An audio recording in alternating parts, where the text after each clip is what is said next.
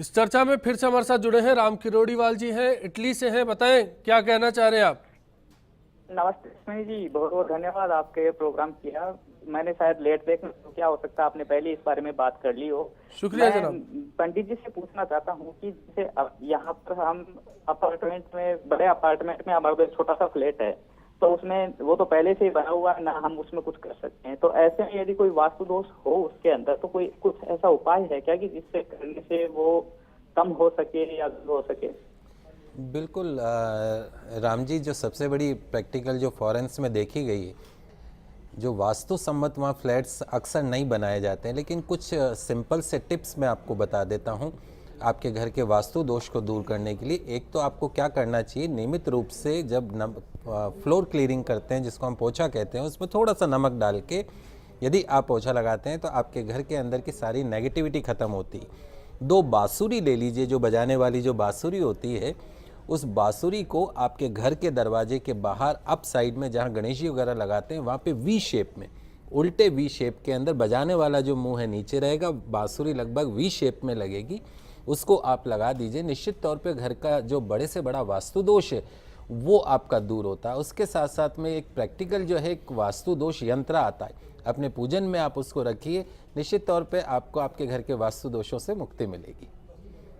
जी चलिए शुक्रिया आपका। लगातार आप बिग फाइट्स देखते हैं। शुक्रिया आपका इस तरह के सवालों को लेकर और हमारी बात करके। अब सुनते हैं एक्सपर्ट्स की क्या राय है अगर पूरे बिल्डर्स को लेकर बात की जाए। क्या कहना है एक्सपर्ट्स का? नेशनल सर्वे हुआ जिसके अनुसार 1 लाख की आबादी पर 1000 नए आवास चाहिए प्रतिवर्ष। जयपुर की बात करें, 50 लाख की आबादी है, तो 50,000 न्यूनतम मकान यहाँ चाहिए प्रतिवर्ष जयपुर शहर के अंदर।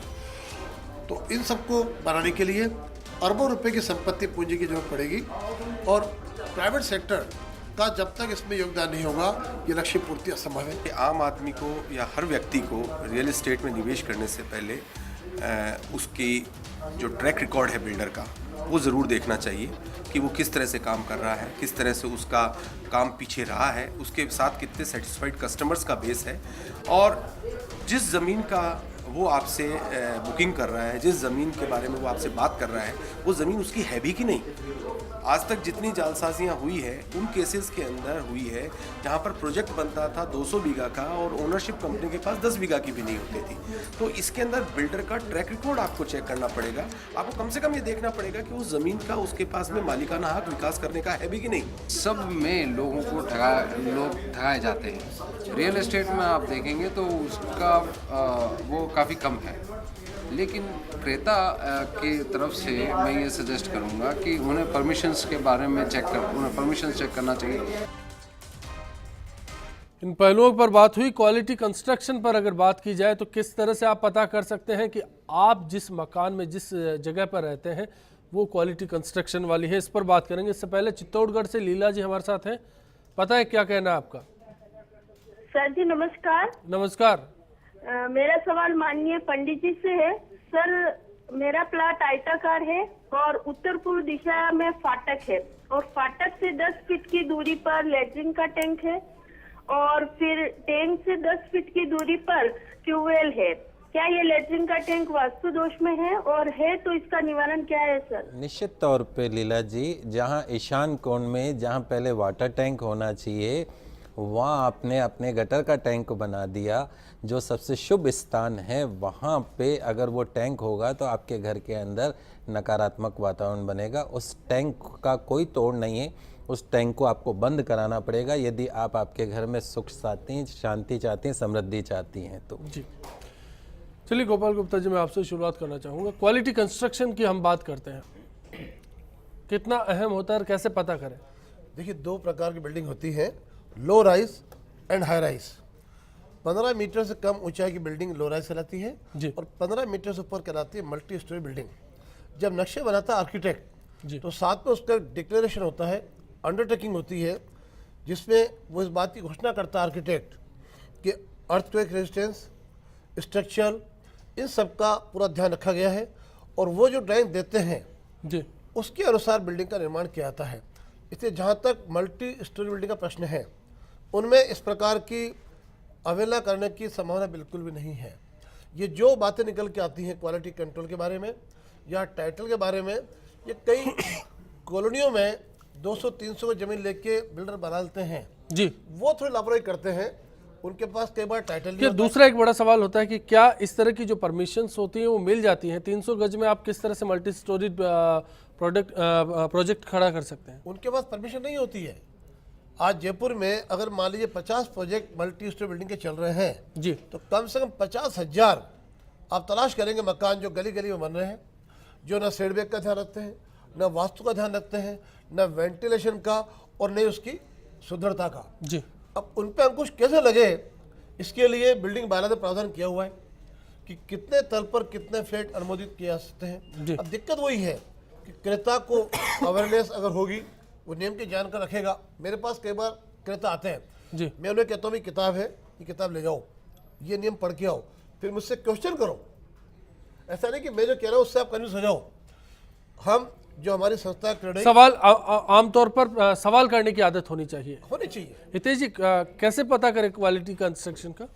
सर, मैं इस मुद्दे क्वेश्चन को, सवाल को 2 हिस्सों में तोड़ना चाहूँगा जी। एक तो सुविधाएं और एक क्वालिटी सुविधाएं। पहली बात ये है कि जो सुविधाएं हैं वो बहुत सारी सुविधाएं जो मैं देख रहा हूँ जो कस्टमर मांग रहा है या बिल्डर दे रहा है वो फिल्मी है, उसका आम जिंदगी से दूर दूर तक कोई नाता नहीं है। कस्टमर को ये समझना पड़ेगा कि उसकी जीवन को सही जीने के लिए सुविधाएं क्या चाहिए। जी।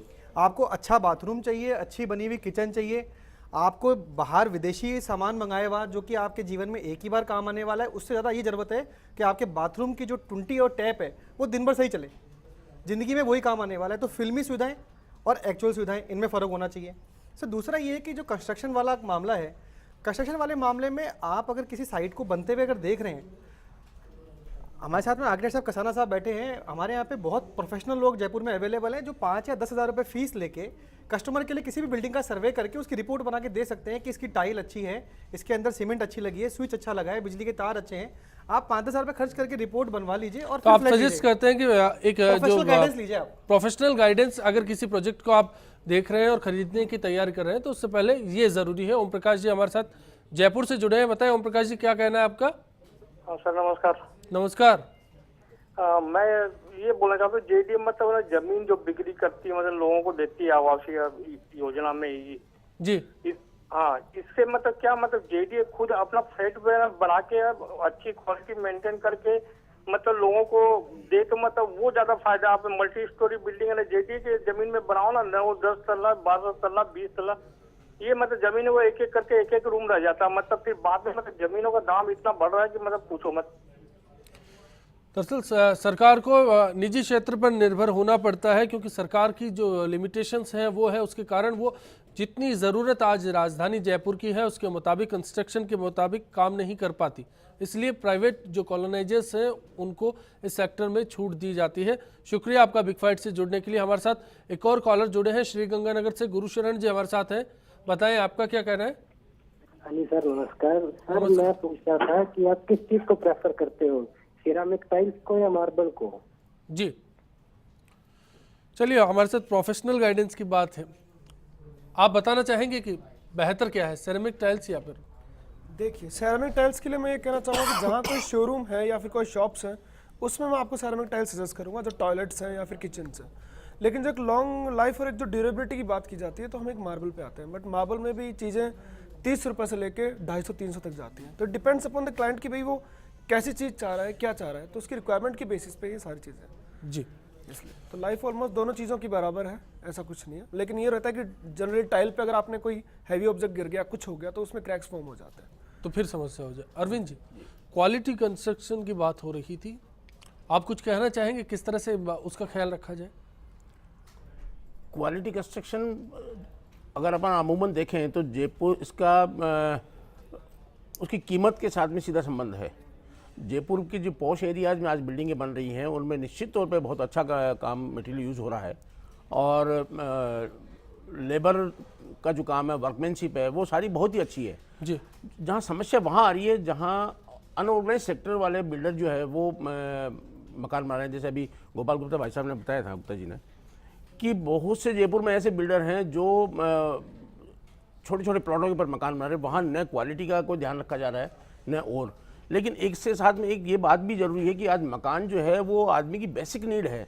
पूरी ज़िंदगी भर की कमाई इकट्ठी कर करके वो ज़मीन खरीदता है, मकान लेता है, तो उसको के लिए गवर्नमेंट को भी कुछ न कुछ ऐसी एक गवर्निंग बॉडी इसके ऊपर रखनी चाहिए जो इन सब चीज़ों का ध्यान रखे और उसके बाद में ही हो। अदरवाइज अगर उपभोक्ता ठगा जाता है तो उसके बाद में उसकी इस बारे में भी आपको जागरूक होना पड़ेगा। महेश जी हमारे साथ जयपुर से हैं, बताएं क्या कहना है आपका। सर मैं पंडित जी से बात करना चाहता हूँ। सर पहले बात आपको बहुत बहुत धन्यवाद, शुक्रिया आपने सर। इस तरह का तो इंडिया फर्स्ट चैनल के हिसाब से आपने ये जो मुद्दा उठाया बहुत अच्छी बात है, शुक्रिया। बिल्कुल पंडित जी सुन रहे हैं आपको, बताएं सर। मैं पंडित जी से सवाल पूछना चाहता हूँ जी। मैं पंडित जी से पूछना चाहता हूँ नैऋत्य कोण के अंदर अपने टॉयलेट बना सकते हैं क्या? बिल्कुल निश्चित तौर पे महेश जी, नैऋत्य कोण के अंदर आप अपने बेडरूम, मास्टर बेडरूम के साथ में अटैच टॉयलेट अगर वहाँ बनाते हैं तो उसमें कोई वास्तु का दोष नहीं होता है, आप बना सकते हैं वहाँ पे। चलिए शुक्रिया आपका बिग फाइट से जुड़ने के लिए। ब्रेक के लिए रुकेंगे, ब्रेक के बाद जब लौटेंगे आखिरी दौर में हम होंगे, सभी एक्सपर्ट से एक एक टिप लेंगे कि आखिर किस तरह से आप अपने सपनों का आशियाना ढूंढने अगर जा रहे हैं तो मेजर किस बात का ख्याल रखें। ब्रेक के बाद देखिए आज के ज़माने में कतई खरा नहीं उतर रहे हैं, सिवाय धोखाधड़ी और चीटिंग के अलावा कॉलोनाइजर और बिल्डर बताते कुछ और है, कहते हैं कुछ और है, सरासर धोखेबाजी के अलावा कुछ नहीं। खरा तो खैर नहीं उतरते हैं, बिल्डर तो अपना माल बेचना है और हम लोगों को वैसे खरीदना तो है ही।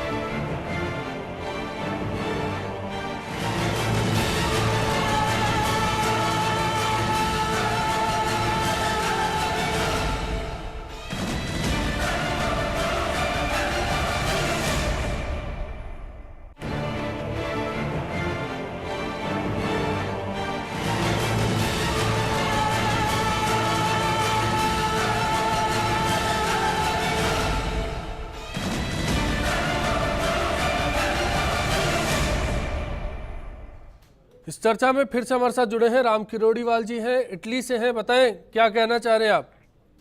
नमस्ते स्मिनी जी, बहुत बहुत धन्यवाद आपके प्रोग्राम किया। मैंने शायद लेट देख तो क्या हो सकता है आपने पहले इस बारे में बात कर ली हो। शुक्रिया मैं जनाब। पंडित जी से पूछना चाहता हूँ कि जैसे अब यहाँ पर हम अपार्टमेंट में, बड़े अपार्टमेंट में हमारा छोटा सा फ्लैट है, तो उसमें वो तो पहले से ही बना हुआ है, ना हम उसमें कुछ कर सकते हैं, तो ऐसे में यदि कोई वास्तु दोष हो उसके अंदर तो कोई कुछ ऐसा उपाय है क्या कि जिससे करने से वो कम हो सके या हो सके? बिल्कुल राम जी, जो सबसे बड़ी प्रैक्टिकल जो फॉरेंस में देखी गई है, जो वास्तु सम्मत वहाँ फ्लैट्स अक्सर नहीं बनाए जाते हैं, लेकिन कुछ सिंपल से टिप्स मैं आपको बता देता हूँ आपके घर के वास्तु दोष को दूर करने के लिए। एक तो आपको क्या करना चाहिए, नियमित रूप से जब फ्लोर क्लीनिंग करते हैं, जिसको हम पोछा कहते हैं, उसमें थोड़ा सा नमक डाल के यदि आप पोछा लगाते हैं तो आपके घर के अंदर की सारी नेगेटिविटी ख़त्म होती है। 2 बांसुरी ले लीजिए, जो बजाने वाली जो बांसुरी होती है, उस बांसुरी को आपके घर के दरवाजे के बाहर अप साइड में जहाँ गणेश जी वगैरह लगाते हैं वहाँ पे वी शेप में, उल्टे वी शेप के अंदर बजाने वाला जो मुंह है नीचे रहेगा, बांसुरी लगभग वी शेप में लगेगी, उसको आप लगा दीजिए। निश्चित तौर पे घर का जो बड़े से बड़ा वास्तु दोष है वो आपका दूर होता है। उसके साथ साथ में एक प्रैक्टिकल जो है एक वास्तु दोष यंत्र आता है, अपने पूजन में आप उसको रखिए, निश्चित तौर पे आपको आपके घर के वास्तु दोषों से मुक्ति मिलेगी। जी चलिए शुक्रिया आपका। लगातार आप बिग फाइट देखते हैं, शुक्रिया आपका इस तरह के सवालों को लेकर और हमारी बात करके। अब सुनते हैं एक्सपर्ट्स की क्या राय है अगर पूरे बिल्डर्स को लेकर बात की जाए, क्या कहना है एक्सपर्ट्स का। नेशनल सर्वे हुआ जिसके अनुसार 1 लाख की आबादी पर 1000 नए आवास चाहिए प्रतिवर्ष।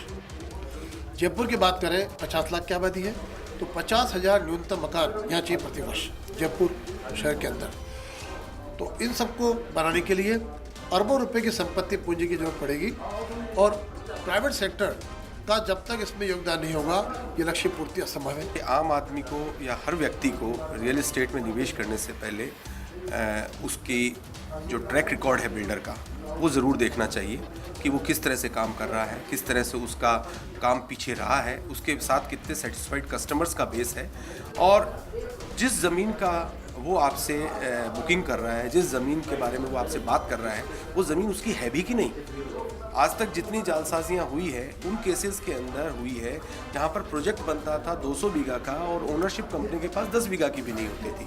तो इसके अंदर बिल्डर का ट्रैक रिकॉर्ड आपको चेक करना पड़ेगा। आपको कम से कम ये देखना पड़ेगा कि उस ज़मीन का उसके पास में मालिकाना हक विकास करने का है भी कि नहीं। सब में लोगों को लोग ठगाए जाते हैं। रियल एस्टेट में आप देखेंगे तो उसका वो काफ़ी कम है, लेकिन क्रेता की तरफ से मैं ये सजेस्ट करूँगा कि उन्हें परमिशंस के बारे में उन्हें परमिशंस चेक करना चाहिए। इन पहलुओं पर बात हुई। क्वालिटी कंस्ट्रक्शन पर अगर बात की जाए तो किस तरह से आप पता कर सकते हैं कि आप जिस मकान में जिस जगह पर रहते हैं वो क्वालिटी कंस्ट्रक्शन वाली है, इस पर बात करेंगे। इससे पहले चित्तौड़गढ़ से लीला जी हमारे साथ हैं। पता है क्या कहना है आपका?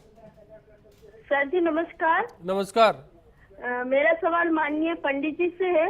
सर मेरा प्लाट आयताकार है और उत्तर पूर्व दिशा में फाटक है और फाटक से 10 फीट की दूरी पर लेटरिन का टैंक है और फिर टैंक से 10 फीट की दूरी पर ट्यूबवेल है। क्या ये लेटरिन का टैंक वास्तु दोष में है और है तो इसका निवारण क्या है सर? निश्चित तौर पे लीला जी, जहाँ ईशान कोण में जहाँ पहले वाटर टैंक होना चाहिए वहाँ आपने अपने गटर का टैंक बना दिया। जो सबसे शुभ स्थान है वहाँ पे अगर वो टैंक होगा तो आपके घर के अंदर नकारात्मक वातावरण बनेगा। उस टैंक का कोई तोड़ नहीं है, उस टैंक को आपको बंद कराना पड़ेगा यदि आप आपके घर में सुख चाहती हैं, शांति चाहती हैं, समृद्धि चाहती हैं तो। जी चलिए गोपाल गुप्ता जी, मैं आपसे शुरुआत करना चाहूँगा। क्वालिटी कंस्ट्रक्शन की हम बात करते हैं, कितना अहम होता है और कैसे पता करें? देखिए, दो प्रकार की बिल्डिंग होती है, low rise and high rise. 15 metre से कम ऊंचाई की बिल्डिंग लो राइज कहलाती है और 15 मीटर से ऊपर कहलाती है मल्टी स्टोरी बिल्डिंग। जब नक्शे बनाता है आर्किटेक्ट तो साथ में उसका डिक्लेरेशन होता है, अंडरटेकिंग होती है, जिसमें वो इस बात की घोषणा करता है आर्किटेक्ट कि अर्थक्वेक रेजिस्टेंस, स्ट्रक्चरल, इन सब का पूरा ध्यान रखा गया है और वो जो ड्राइंग देते हैं जी उसके अनुसार बिल्डिंग का निर्माण किया जाता है।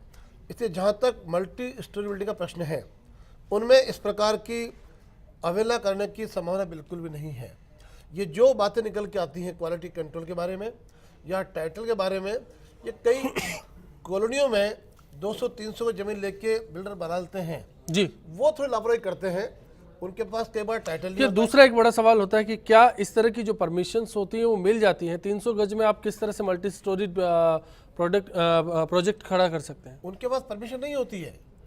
आज जयपुर में अगर मान लीजिए 50 प्रोजेक्ट मल्टी स्टोरी बिल्डिंग के चल रहे हैं जी, तो कम से कम 50,000 आप तलाश करेंगे मकान जो गली गली में बन रहे हैं, जो ना सेटबैक का ध्यान रखते हैं, ना वास्तु का ध्यान रखते हैं, ना वेंटिलेशन का और नहीं उसकी सुदृढ़ता का। जी, अब उन पे अंकुश कैसे लगे, इसके लिए बिल्डिंग बायलॉ में प्रावधान किया हुआ है कि कितने तल पर कितने फ्लैट अनुमोदित किए जा सकते हैं। अब दिक्कत वही है कि क्रेता को अवेयरनेस अगर होगी, वो नियम की जानकारी रखेगा। मेरे पास कई बार क्रेता आते हैं जी, मैं उन्हें कहता हूँ किताब है, ये किताब ले जाओ, ये नियम पढ़ के आओ, फिर मुझसे क्वेश्चन करो। ऐसा नहीं कि मैं जो कह रहा हूँ उससे आप कन्फ्यूज हो जाओ। हम जो हमारी संस्था क्रेडिट सवाल आमतौर पर सवाल करने की आदत होनी चाहिए। हितेश जी, कैसे पता करें क्वालिटी कंस्ट्रक्शन का?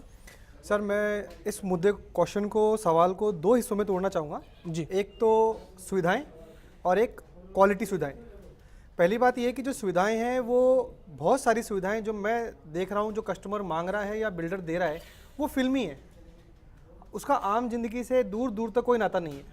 कस्टमर को ये समझना पड़ेगा कि उसकी जीवन को सही जीने के लिए सुविधाएं क्या चाहिए। जी, आपको अच्छा बाथरूम चाहिए, अच्छी बनी हुई किचन चाहिए, आपको बाहर विदेशी सामान मंगाए हुआ जो कि आपके जीवन में एक ही बार काम आने वाला है, उससे ज़्यादा ये ज़रूरत है कि आपके बाथरूम की जो टुंटी और टैप है वो दिन भर सही चले, ज़िंदगी में वही काम आने वाला है। तो फिल्मी सुविधाएं और एक्चुअल सुविधाएं, इनमें फ़र्क होना चाहिए।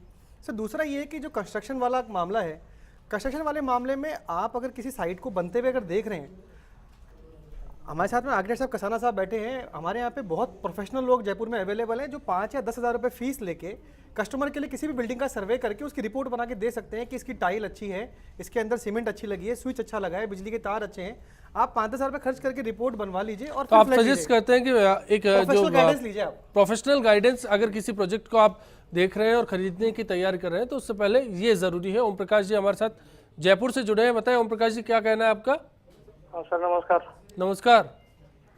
मैं ये बोलना चाहता हूँ जेडीए मतलब जमीन जो बिक्री करती है मतलब लोगों को देती है आवासीय योजना में जी हाँ, इससे मतलब क्या मतलब जेडीए खुद अपना फ्लैट बना के अच्छी क्वालिटी मेंटेन करके मतलब लोगों को दे तो मतलब वो ज्यादा फायदा। आप मल्टी स्टोरी बिल्डिंग है जेडीए के जमीन में बनाओ ना वो 10 तल्ला 12 तल्ला 20 तल्ला ये मतलब जमीन वो एक एक करके एक एक रूम रह जाता है। मतलब फिर बाद में मतलब जमीनों का दाम इतना बढ़ रहा है कि मतलब पूछो मत।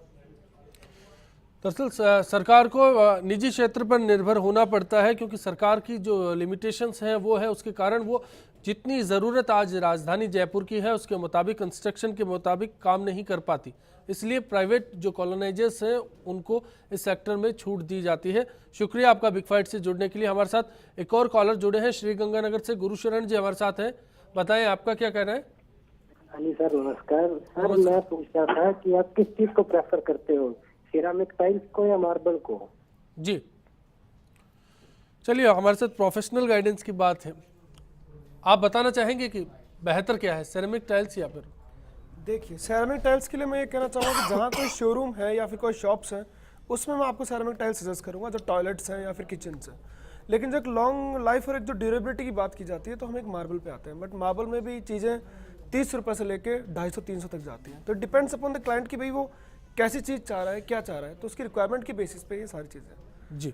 इसलिए तो लाइफ ऑलमोस्ट दोनों चीज़ों की बराबर है, ऐसा कुछ नहीं है। लेकिन ये रहता है कि जनरली टाइल पे अगर आपने कोई हैवी ऑब्जेक्ट गिर गया, कुछ हो गया तो उसमें क्रैक्स फॉर्म हो जाते हैं, तो फिर समस्या हो जाए। अरविंद जी, क्वालिटी कंस्ट्रक्शन की बात हो रही थी, आप कुछ कहना चाहेंगे किस तरह से उसका ख्याल रखा जाए? क्वालिटी कंस्ट्रक्शन अगर अपन अमूमन देखें तो जयपुर इसका उसकी कीमत के साथ में सीधा संबंध है। जयपुर की जो पॉश एरियाज में आज बिल्डिंगें बन रही हैं उनमें निश्चित तौर पे बहुत अच्छा काम मटेरियल यूज़ हो रहा है और लेबर का जो काम है, वर्कमैनशिप है, वो सारी बहुत ही अच्छी है जी।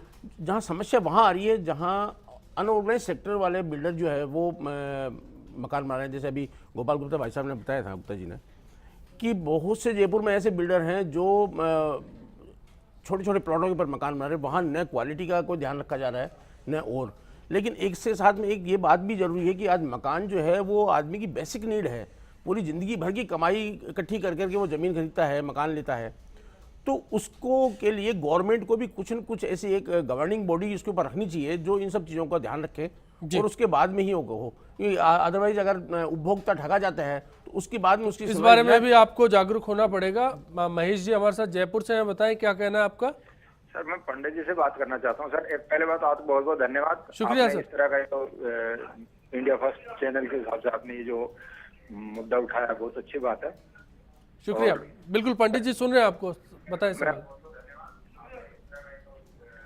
मैं पंडित जी से सवाल पूछना चाहता हूँ जी।